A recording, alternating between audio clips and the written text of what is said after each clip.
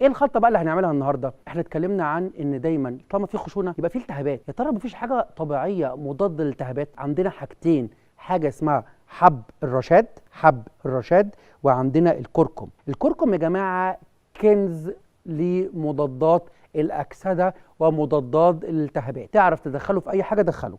احنا بالنسبه لنا محتاجين معلقه كركم واحده بس ومعلقه حب الرشاد. طيب حب الرشاد يا جماعه ده عباره عن حبوب بتمتاز ان فيها نسبه فيتامين كي عاليه، بياخد الكالسيوم ويثبته في العظم، فهو بيعيد بناء العظم، بيقلل الالتهابات، بيقلل لك الالام لان هو مضاد التهابات، بيقلل لك الالام المصاحبه للخشونه، بيثبت الكالسيوم في العظم. مشكلته الوحيده ان الجرعات العاليه منه ممكن تبقى مضره للبول، ولو بقت مضره للبول هتخلينا نفقد املاح ومعادن، فهي معلقه يوميا زي الفل، وغني جدا بفيتامين سي. حب الرشاد غني جدا بفيتامين سي. هنحط كوب لبن خالي الدسم لو انت شخص بتعاني، او نص دسم او بلدي وشيل وشه، عشان تستفاد بفيتامين دي الموجود.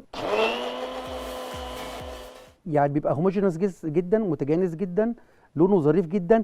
هو القصه طعمه هيبقى لاذع شويه عشان في كركم.